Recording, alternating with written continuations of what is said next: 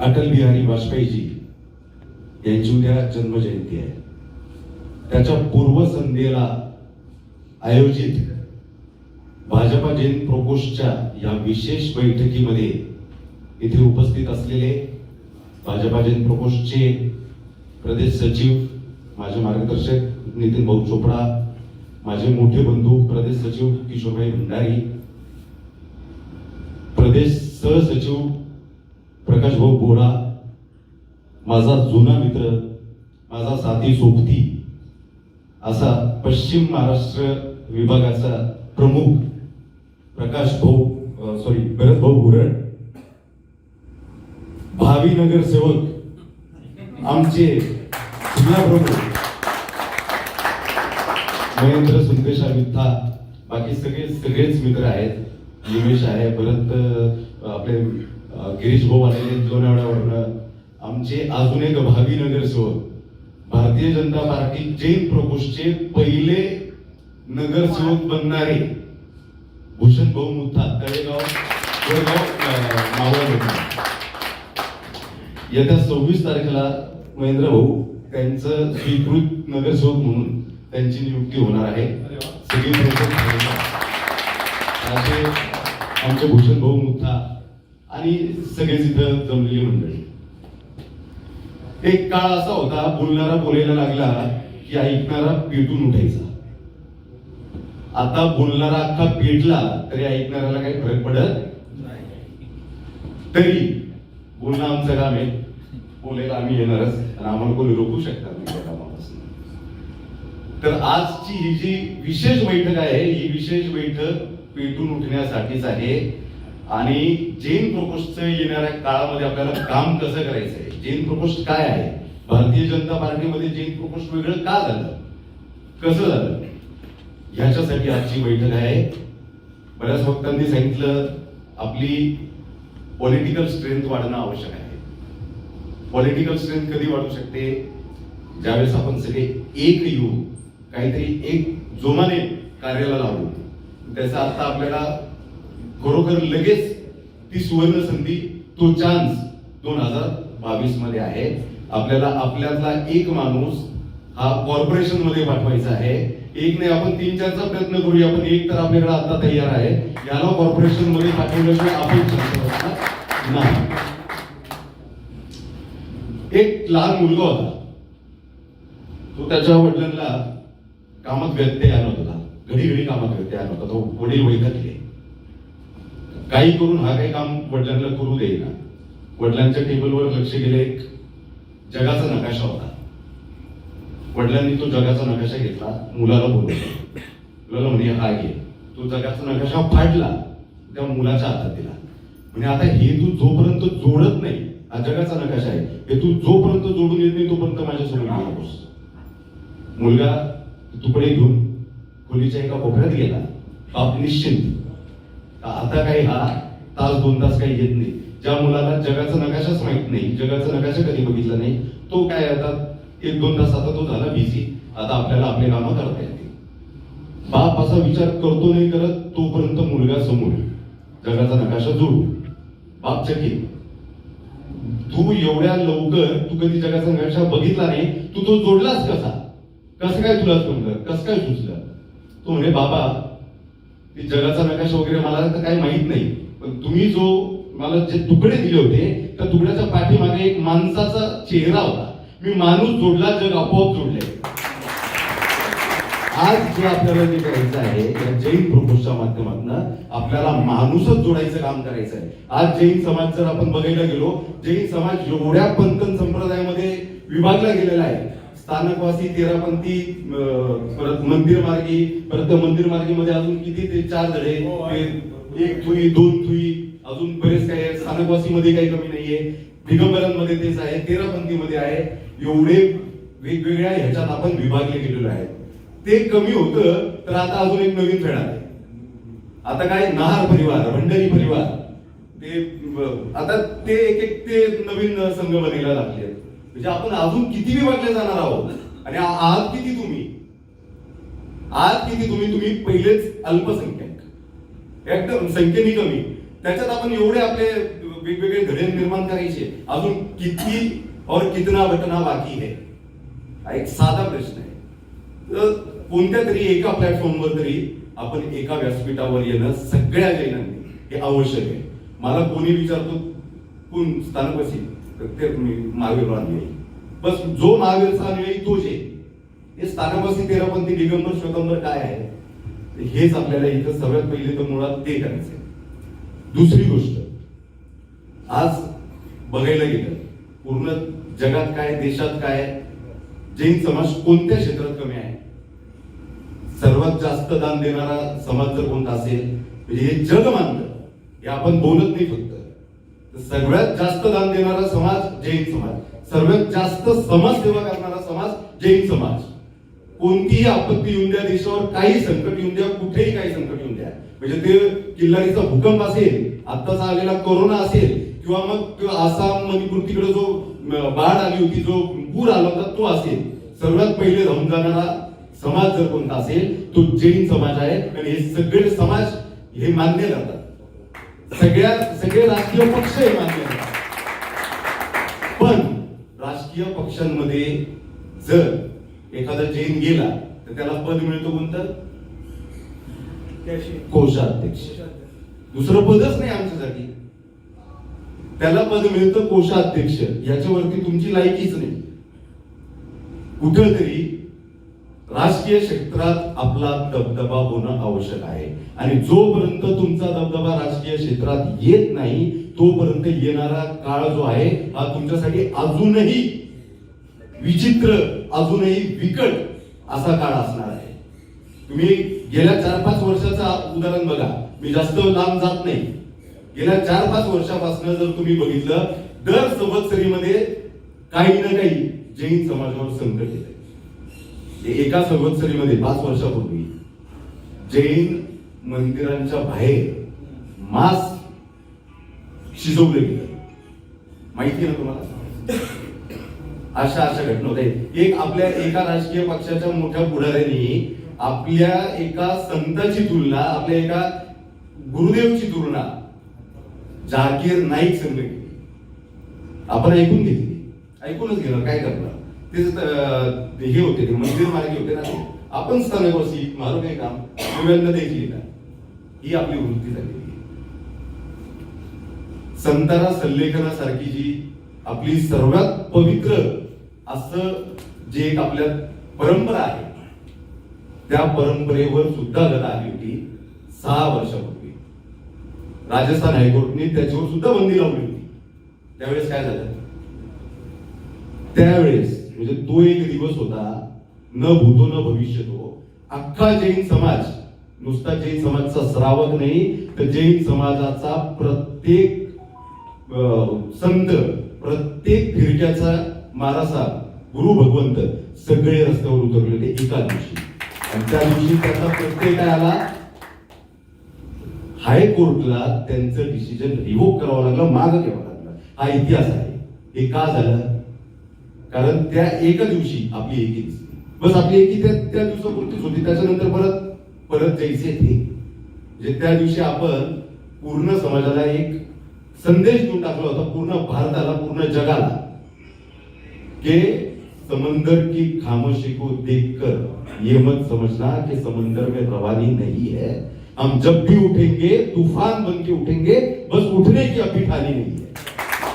आता हे ठानने के लिए वापस कोई तूफान आना जरुरी है क्या?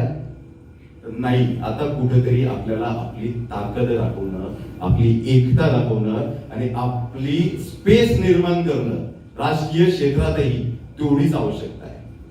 आज इंडस्ट्रीमध्ये आपण आहोत, आपण शिक्षण क्षेत्रात आहोत, आपण सहकार क्षेत्रात आहोत, सगळ्या क्षेत्रात आहोत. पण राजकारणाची जिथं विषय येतो तिथं आपण मागे येतो. म्हणजे याच्यात दोन्ही गोष्टी आहेत. एक तर आपण मारो काम येते, हो अरे थारो काम नाही तर किरो काम आहे, तुझं काम नाही तर कोणाचं काम आहे, कुठेतरी कोणाला तरी सुरुवात करावी लागेल. जर आपल्याकडे असे आहेत, जर भरत भाऊ ज्या कॅन्डिडेटच्या विरोधात उभे होते, म्हणजे कदाचित माझ्या घरच्यांनी माझी बाईक म्हटली असती घरात बैस, कुठे त्याच्या नादी लागतो, असंच होतं ना. समोरचा व्यक्ती भरत भाऊ लढले होते. महेंद्र भाऊला आता तो चान्स मिळतोय. आपण मिळून दिला तर तो मिळणार आहे. महेंद्र भाऊला हाऊस नाहीये, त्याला घोड्यावर आपण बसवतोय. त्यांना घोड्यावर आपण बसवतोय कारण आपल्यातला कोणीतरी एक त्या सभागृहात गेलेला पाहिजे आणि कुठे तिथे आपली काहीतरी ताकद दिसली पाहिजे. राजकीय क्षेत्रात जर तुम्ही विचार कराल, जे आता थोड्या वेळापूर्वी यांनी पण सांगितलं, 2020 रोजी भाजपा अल्पसंख्याक मोर्चाचा एक भाग म्हणून जैन समाजाला तिथे प्रतिनिधित्व होतं. ऑगस्ट 2020 रोजी मला तिथे प्रदेश प्रमुख म्हणून जैन समाजाचा प्रदेश प्रमुख म्हणून माझी नियुक्ती झाली होती. गेल्या वर्षभरात सगळं कार्यकाळ बघितला, पूर्ण महाराष्ट्र बिंदून काढला. पूर्ण महाराष्ट्रामध्ये आपल्या जिल्ह्यावाईज आपण कार्यकारिण्या गठीत केल्या आहेत. म्हणजे चांदा ते बांदा, चंद्रपूर ते बांदा म्हणजे कोकणात, आणि पालघर ते कोल्हापूर सगळीकडे आपण बांधणी केली. ते जैन समाज हा कुठे नाही असं नाहीच ना. ज्या ना पोचे बैलगाडी व्हा पोचे मारवाडी. प्रत्येक ठिकाणी, प्रत्येक गावात, प्रत्येक खेड्यात आहे. आपल्याला जोडायचं काम करायचं होतं. ते करायचं काम आपण त्या एका वर्षभरात करायचा पूर्णपणे यशस्वी प्रयत्न केला आणि त्याचाच प्रत्यय जैन प्रकोष्ठ आज आपल्याला मिळालेला आहे. आणि आतापर्यंत सगळ्या वक्त्यांनी जे सांगितलं, हे संदीप भंडारी एकट्याचं यश नव्हतं. नाही, त्यावेळेस म्हणजे अल्पसंख्याक मोर्चामध्ये मी जेव्हा कार्य करत होतो, त्या माझ्या संघ कार्यकारिणीमध्ये भरत भाऊ भुरट होते, त्या कार्यकारिणीमध्ये नितीन भाऊ चोपडा होते, प्रकाश भाऊ होते, किशोर भाऊ भंडारी सहप्रमुख म्हणून होते. ही सगळी मंडळी होती तेव्हा. निमेश शाह होते, भूषण होते, गिरीश भाऊ होते, हे सगळी मंडळी होती तेव्हा. त्याच्यातनं आपण हे वेगळं करून आणलं. आणि ज्या वेळेस हे वेगळं झालं, त्यावेळेस पहिली जी मीटिंग महाराष्ट्र प्रदेश कार्यालयामध्ये झाली होती. भाजपचे वरिष्ठ पदाधिकारी तिथे उपस्थित होते. त्या माझ्या भाषणामध्ये, पहिल्या भाषणामध्ये तिथं मी स्पष्ट सांगितलं होतं, 2014 मध्ये आपले किती आमदार होते? 2014च्या विधानसभेमध्ये आपले त्यावेळेस 8 आमदार होते जैन समाजाचे. 2014 मध्ये सरकार कोणाचं होतं? आपलं होतं. मंत्री होता का एखादा जैन? मंत्री सोडा, एखादं महामंडळ जैनला दिलेलं नव्हतं. महामंडळ जे वेगवेगळे असतात, आयोग असतात, महामंडळ असतात, एकही जैन नव्हता. महामंडळ तर सोडा, 2 महामंडळ अशी आहेत, एक आयोग आणि एक महामंडळ, जिथं कायद्याने एक अल्पसंख्याक समुदायाच्या एक व्यक्तीची नियुक्ती करावीच लागते. ते आहे अल्पसंख्याक आयोग आणि एक आहे मौलाना आझाद अल्पसंख्याक आर्थिक विकास महामंडळ. हे 2 तर असे एक आयोग आणि एक महामंडळ असं आहे की जिथे त्यांना एक जैन समाजाचा द्यावाच लागणार आहे, कारण प्रत्येक अल्पसंख्याक समुदायामधनं एक जण तिथे तुम्हाला नियुक्त करावा लागतो. तिथेही नियुक्ती झालेली नव्हती. चला तेही सोडूया. प्रत्येक जिल्ह्याला 2 कमिट्या या अल्पसंख्याकांच्या असतात. एक असती PM15 प्रोग्राम, पंतप्रधान 15 कलमी कार्यक्रम, जो अल्पसंख्याकांसाठी असतो, आणि दुसरी अल्पसंख्याक कल्याणकारी योजना. ह्या दोन्ही कमिट्या ज्या असतात, ह्या डिस्ट्रिक्ट कलेक्टरच्या अंडर, म्हणजे त्याचा अध्यक्ष कलेक्टर असतो आणि प्रत्येक अल्पसंख्याक समुदायाचे एक प्रतिनिधी, कोणत्या समुदायाचे 2ही असतात, असे ती एक कमिटीचं गठन होत असतं. 2014च्या त्या 38 जिल्ह्यांपैकी एकही जिल्ह्यात जैन समाजाचा एकही व्यक्ती अपॉइंट झालेला नव्हता. याचा अर्थ आहे का जैन समाज राजकारणातच नाही का पक्षात नाही? हे तिथं बोललो होतो मी, पण म्हटलं याच्यात तुमची चूक नाहीये, चूक आमची आहे. कारण आम्ही आमची ताकद कधी तुम्हाला दाखवूनच नाही दिली. आम्ही आमचं अस्तित्व जे आहे ते अस्तित्व तुमच्यापर्यंत कधी, तुमच्या समोर कधी आणलंच नाही. आपण आपलं अस्तित्वच दाखवलं नाही हो राजकारणातही. काय अस्तित्व आहे आपलं? सर्वात मोठं म्हणजे आपली न्यूसन्स व्हॅल्यू नाही. आपली न्यूसन्स व्हॅल्यूच नाही ना. आज कोणताही समाज बघा, काही झालं लगेच रस्त्यावर उतरणार किंवा काही करणार, हे असले न्यूसन्स व्हॅल्यू आपल्या आहे का? नाही, आणि नकोही आहे. आपली ती संस्कृतीच नाही, आपली ती प्रथाही नाही. पण न्यूसन्स व्हॅल्यू नसल्यामुळे तुमच्या समाजाला खरोखर कमी लेखल्या जात आहे. आणि ते जर चित्र बदलायचं असेल तर आपल्या अस्तित्व आपल्याला दाखवून द्यावं लागेल. आणि ते अस्तित्व दाखवून देण्यासाठी म्हणूनच आपण जैन प्रकोष्ठची वेगळी निर्मिती केली. आज जगातला सर्वात मोठा पक्ष भारतीय जनता पक्ष, ह्या पक्षाने जैन समाजाची दखल घेऊन एक स्वतंत्र प्रकोष्ठ, एखाद्या समाजाला एखाद्या धर्माचा स्वतंत्र प्रकोष्ठ करून द्यावा, ही इतिहासातली पहिलीच घटना आहे. आणि ती घटना महाराष्ट्रामध्ये घडली. हे जे शक्य झालं हे सगळं तुमच्या आमच्या कार्यामुळे, जे कार्य आपण करून दाखवलं त्याच्यामुळे झालेलं आहे. आता त्यांनी तर त्यांचं काम केलेलं आहे, जे आपण जे म्हणतो इंग्लिशमध्ये, they have done their best, now we have to do the rest. Jain propose झालं, प्रदेशाध्यक्ष झालो, आता घरी जाऊन झोपा. किंवा मग आता इथे ज्या कमिट्या बनणार आहे, मी वेगवेगळे जिल्हा उपाध्यक्ष, जिल्हा मंत्री किंवा शहर सचिव, झालं का विजिटिंग कार्ड छापूया, लेटर हेड छापूया, तसं कराल काही उपयोग नाही होणार. आता कुठेतरी एक प्लॅटफॉर्मवर येऊन एक ताकद दाखवावी लागेल आणि आपला ठसा जो आहे तो आपल्याला पक्षातही उमटून घ्यावा लागेल, तर तुमची व्हॅल्यू राहील आणि तरच तुम्हाला पुढेही विचारलं जाईल. अहो विचार करा ना, ज्या वेळेस म्हणजे स्वतंत्र मिळाल्यानंतर पहिली जी लोकसभा गठीत झाली होती तेव्हा किती खासदार होते माहिती आहे कोणाला? जैन समाजाचे किती खासदार होते त्यावेळेस? जैन समाजाचे 54 खासदार होते, 54.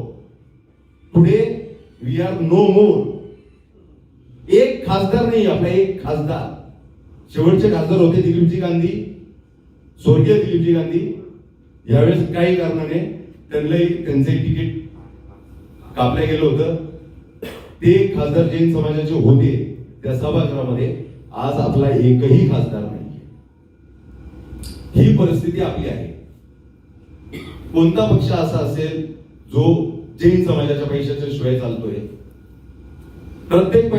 प्रत्येक पक्षाला फंड हा आपल्या समाजातनं जातो. आपण बीजेपीला फंड करतो, तसेच काँग्रेसला फंड करणारे आहेत, तसेच सगळ्याच पक्षात. मी म्हटलं सुरुवातीला, कोषाध्यक्ष हा जैनच असतो. ते जैनाला करतातच तितक्यासाठी, काही कमी जास्त पडलं तर तू तुझं बघून घेशील, हे करतातच तितक्यासाठी. ते हे जे कुठेतरी आता ही जी इमेज आहे ही जर आपल्याला मोडून काढायची असेल तर कुठेतरी आपण राजकारणात सक्रिय होणं आवश्यक आहे. दुसरी गोष्ट, तेवढंच तुमच्या समाजाला दाबायचाही प्रयत्न केला जातो आणि आपण 1 मिनिटात शेपूट खाली घालून बसून जातो. मी या भाषेतच बोलेन. पुरून उरायचं ती ताकद पण आपल्यात आहे. ती ताकद जागृत करा. आपलं रक्त हे राजपूतांचंच रक्त आहे, ते जागृत करा आणि त्या हिशोबानेच राजकारण जेव्हा म्हटलं ना, मग साम दाम दंड भेद सगळं आलं. हे सगळं जर आपल्याला करता आलं तरच आपण याच्यात पडायला पाहिजे. आता साम दाम दंड भेटवालाच आपल्याकडे एक पठ्ठा आहे. त्या पठ्ठ्याला मैदानात उतरवून आहे, नुसतं लोंबोट घालून मैदानात सोडून द्यायचं नाहीये, तर त्याच्या बाजूला उभं राहून त्याला जिंकून आणायचं हे आपलं काम असणार आहे. आणि हा संकल्प करून आपल्याला इथून जायचं. दुसरं, भारतीय जनता पार्टी जैन प्रकोष्ठची निर्मिती जशी प्रदेशमध्ये झाली, प्रत्येक जिल्ह्यात, प्रत्येक शहरात, प्रत्येक तालुक्यात, प्रत्येक गावात आता कार्यकारिणी बनवायचं काम सुरू आहे. आपण अल्पसंख्याक मोर्चाच्या अंडर होतो तेव्हाही अर्ध्याच्या वरती काम तर तेव्हा केलेलंच होतं. आपण राहिलेलं म्हणजे एक गाव आपल्याला सोडायचं नाही. पुण्यामध्ये जेवढे तालुके आहेत तेवढे तालुका प्रमुख नेमले गेलेले पाहिजे. जेवढे शहर असतील मोठमोठे शहर प्रमुख, ते हे कार्य आता आपल्याला चालू करायचं आहे. दुसरं अजून सांगेल, आज इथे मोठ्या प्रमाणात युवा आहे. युवांमध्ये जी ताकद असते ती इतर कोणामध्ये नसते. कारण एक लक्षात घ्या, युवा विचार शक्ती पण युवाकडे असते आणि कृती पण युवा करू शकतो. जीवनात 3 टप्पे असतात. एक असते बाल अवस्था, युवा अवस्था आणि वृद्ध अवस्था. बाल अवस्था म्हणजे बालावस्थामध्ये तुमच्याकडे फक्त कृती करायची शक्ती असते, विचार करायची असते का? नसते. कृती करायची शक्ती असते, विचार करायची शक्ती नसते.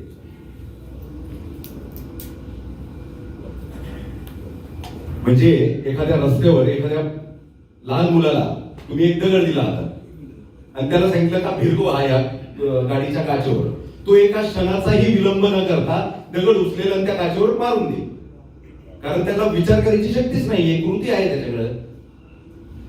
तेच त्याच रस्त्यावर एखादा वृद्ध जर आहे आणि त्याला एखादा दगड पडलेला दिसला त्या रस्त्यावर मोठा, त्याला विचार येईल लगेच त्याच्या डोक्यात, एका मिनिटात विचार येईल, एका क्षणात विचार येईल का ह्या दगडावर जर एखादी दुचाकी आदळली तर अपघात होऊ शकतो, ऍक्सिडेंट होऊ शकतो. तो दगड हलवायलाही जाईल. पहिलेच मनका गेलेला वाकला तर तिथंच वाकणार होतो. उचलू शकतो का? नाही. म्हणजे त्याच्यात विचार करायची शक्ती, कृती करायची आहे का? नाही. फक्त युवा एकमेव असा आहे ज्याच्यात विचार करायची शक्ती, कृती करायची शक्ती आहे. त्याच रस्त्यावर एखादा युवा उभा आहे आणि तिथं जर एखादा अपघात झालेला त्याला दिसला, क्षणात त्याला विचार येईल का ह्या माणसाला आपण लगेच तातडीने त्याला उचलून त्याला इस्पितळात नेऊन ऍडमिट करणं आवश्यक आहे. तो त्या विचार जे करतोय त्याची कृतीमध्ये रूपांतर करेल. तो जाईल, त्या मुलाला उचलेल, त्या इस्माला उचलेल आणि तो डॉक्टरकडे किंवा हॉस्पिटलमध्ये घेऊन जाईल. जे ही शक्ती कोणाकडे आहे? ते युवकांमध्ये आहे. ते युवक काहीही करू शकतात. आपल्या देशाचं भवितव्य हे युवक आहे. आज आपल्या देशाला युवा देश म्हणून म्हटलं जातो कारण आपल्या देशाची मॅक्झिमम जनसंख्या ही युवा आहे. आपल्याला ह्याच युवकांची जी ताकद आहे, ह्या युवकांची जी फळी आहे, त्या युवकांच्या फळीच्या माध्यमातून पक्षातही अशा प्रमाणे काम करून दाखवायचं आहे का येणाऱ्या काळात आपल्याला विचारात घेऊन कोणालाही निर्णय घेता यावर पाहिजे, म्हणजे तो मजबूर झाला पाहिजे का नाही आपल्याला जैन समाज को भी अपने को विश्वास में लेना पडेगा. म्हणजे तुम्हाला कन्सिडर करावंच लागेल आमच्या समाजाला. ही परिस्थिती आपल्याला निर्माण करावी लागेल. दुसरा, आज जसं सगळ्याच वक्त्यांनी सांगितलंय आणि आजच्या मीटिंगचा उद्देशच तो होता का नवीन कार्यकारिणी बनवायची आहे. शहर कार्यकारिणी बनवायची, जिल्हा कार्यकारिणी बनवायची, तालुक्यांच्या कार्यकारिणी बनवायच्या आहे. मी एक गोष्ट तुम्हाला पहिले सांगेन, जैन समाजामध्ये सामाजिक संस्थांची कमी आहे का? खंडीभर ढिगभर आहे. सगळ्या अत्यंत चांगलं काम करत आहे. जिओ आहे, जितो आहे, जैन मायनॉरिटी फेडरेशन, बीजीएस आहे, जैन सोशल ग्रुप आहे. 1760 आहे. इथं बसलेले 3-4 जणांच्या वेगवेगळ्या संस्था असतील. तुमची कोणती? ती जिओ आहेच, आपली कॉन्फरन्स आहेच. ज्या अशा वेगवेगळ्या भरपूर संस्था आहेत. तुम्हाला जर समाजसेवा करायची असेल तर तुम्ही निश्चित तिथंच जा आणि तिथंच करा. तुम्हाला जर खरंच राजकारणात काहीतरी अचीव्ह करायचं असेल तर आणि तरच तुम्ही या जैन प्रोपोज संघ जोडा, तरच इथे या. नाही तर तुम्ही तुमचा वेळ वाया घालवू नका. जर तुम्हाला राजकारणात पडायचं ना, काहीतरी उद्देश घेऊन, काहीतरी ध्येय घेऊन, नाही मला संघटनमध्ये कोणतं तरी मोठं पदपर्यंत मला पोहोचायचंय, नाही मला कॉर्पोरेशन लढायची, मला आमदारकी लढायची, मला का शब्द बघायला काय पैसे लागतात? नाही, अजिबात नाही. विचार करू शकतो. तर हे असलं काही ध्येय असेल तर आणि तरच तुम्ही पक्षात सामील होऊन पक्षाचे सहक्रिय कार्यकर्ते बना. अन्यथा खरोखर उगाच काहीतरी आपलं महेंद्र भोपत देतोय, लेऊ नका करू. कारण तुमच्या मागे अजून 10 जण उभे आहेत, त्यांनाही पदाची आवश्यकता आहे. ते कदाचित काम करू शकतील, ते त्या पदाला न्याय देऊ शकतील.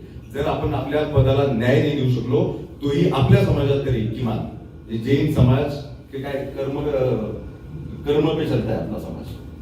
म्हणजे जर तुम्ही एखादी जबाबदारी घेतली, त्या जबाबदारीचा निर्वाह तुम्ही जर करू शकत नाही, ती जर जागा आणून ठेवली तर त्याचाही तुम्हाला दोष लागतो.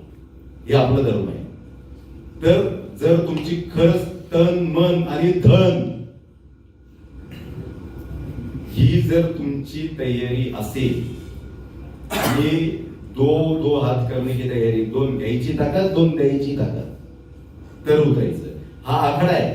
हे सामाजिक संस्था नाहीये, हे काही आपलं जितो नाहीये का काही चालून देखील नितीन भाऊने घाले, प्रकाश भाऊने पासून देखील प्रकाश भाऊ काय करत नाही, नितीन भाऊ काय करत नाही, माहिती आहे ना.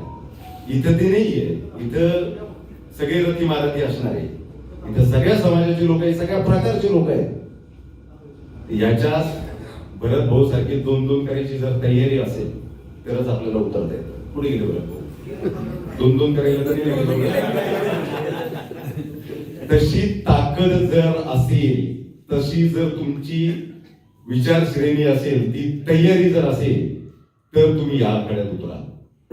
हे तर आपलं काय अडचण नाही, पुढची मीटिंग जेव्हा होईल तेव्हा येऊ, जे जे करून निघून जाऊ, चालेल, काहीच अडचण नाही. पण कुठेतरी आता वेळ आलेली आहे एक संघ व्हायची.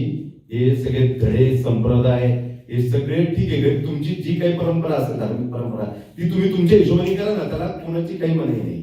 पण कुठेतरी ज्यावेळेस आपण मार्केटमध्ये उतरतो, ज्यावेळेस आपण समाजासमोर जातो, त्यावेळेस आपण फक्त आणि फक्त जैन म्हणून जाणं आवश्यक आहे. जैनांची ताकद दाखवणं आवश्यक आहे.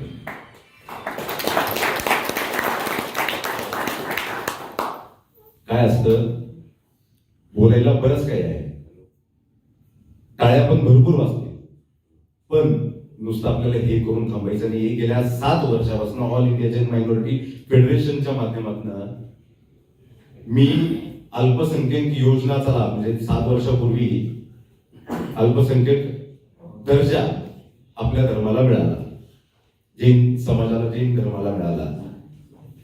त्या दिवसापासून आजपर्यंत आम्ही देशाचा एकही असा कोपरा नसेल जिथं जाऊन आपण अल्पसंख्याक योजनाबद्दल जनजागृती केलेली नाही. या 7 वर्षाच्या प्रवासामध्ये छोटे मोठे 300 ते 350 समाजाला संबोधित केलं असेल, सेमिनार घेतले असतील, बैठका घेतल्या असतील. आपला समाज बाहेरून जेवढा दिसतोय तसा नाही. आपल्या समाजामध्ये आर्थिक दुर्बल घटक हा खूप मोठ्या प्रमाणात आहे, खूप मोठ्या प्रमाणात आहे. आपल्या समाजाला अल्पसंख्याक योजनांच्या लाभाची आवश्यकता आहे. आणि अल्पसंख्याकांचा योजनांचा जो लाभ काही मिळालेला आहे, जे ते तुम्हाला आपण खूप छोट्या पर्स्पेक्टिव्ह मध्ये या अल्पसंख्याकला बघतोय. म्हणजे एवढंच डोक्यात आहे का अल्पसंख्याक म्हणजे काय, तर स्कॉलरशिप मिळते किंवा ते एज्युकेशन लोन मिळतं, तिथपर्यंत सीमित नाहीये. अल्पसंख्याकाचे बरेच फायदे, आता ते मला वाटतं ते इथे तेवढं योग्य नाही राहणार का ते मी सगळे बोलावे, कारण माझ्या आधी 5-6 वक्ता बोललेले आहेत. शेवटी ऐकायची कॅपॅसिटी असते, किती ऐकणार माणसाला. तर नाही तर अगदी 5-10 मिनिटातही मेन जे मुद्दे आहेत ते मुद्दे जोपर्यंत तुम्हाला समजत नाही किंवा तुम्हाला माहिती पडत नाही तोपर्यंत तुम्ही ते समाजापर्यंत पोहोचू शकणार नाही. आणि मी जसं सुरुवातीला म्हटलो का आपल्या समाजाचा एक घटक अत्यंत म्हणजे आर्थिक दुर्बल म्हणण्यापेक्षा बिलो पॉवर्टी लाईन वाले सुद्धा लोक आपल्या धर्मात, आपल्या समाजात आहे. त्यांच्या उत्थानासाठी अल्पसंख्याक योजना या अत्यंत महत्वपूर्ण आहे. ते आपल्याला जेवढ्या आपल्या समाजापर्यंत पोहोचवता येतील तेवढ्या पोहोचवायचं आपल्याला कार्य करायचं आहे. आणि कुठेतरी एक येऊन आपल्याला जैन समाजाचा एक ठसा उठवायचा आहे. 2011 मध्ये जे सेन्सस झालं होतं त्याच्यात आपली जनसंख्या किती आहे, 54 लाख. पण खरं जर बघितलं तर आपली जनसंख्या आज 2.5 ते 3 करोडच्या वरती आहे.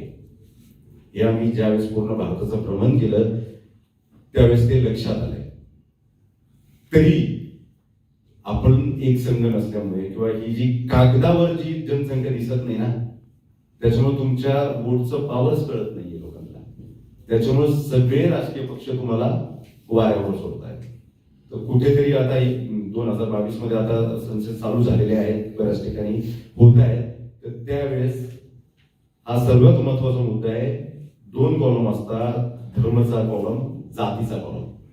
दोन्ही कॉलम मध्ये आपल्याला फक्त आणि फक्त जैन घ्यायचं आहे. तसं बघायला गेलं तर धर्माच्या कॉलम मध्ये जैन आणि जात म्हणजे काय, ओसवाल, पोरवाल, दस्सा, विस्सा, तेरापंथी, श्वेतांबर, दिगंबर जे काही असतील ते तिथेच कुठेतरी प्रॉब्लेम होऊन जातो. मग कोणतरी लिहितं जैन मारवाडी, जैन गुजराती, असलं वेगवेगळ्या लिहिण्यामुळे ते आपल्या दाखल्यावरही जैन येत नाही आणि सेन्सस मध्ये ज्यावेळेस तिकडे आकडा जातो तिकडे तो जैन मध्ये कॉलम पोहोचत नाही. तर तो जैन मध्ये काउंट होण्यासाठी या दोन्ही कॉलममध्ये जैन लिहिणं हे आपल्याला अत्यंत आवश्यक आहे.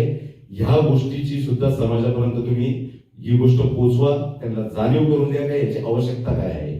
कारण आज 54 लाख जी जनसंख्या आहे त्या हिशोबाने त्या आधारावर अल्पसंख्याक योजनाचं जे काही कोटा असतो तो त्याच्यावर अवलंबून असतो.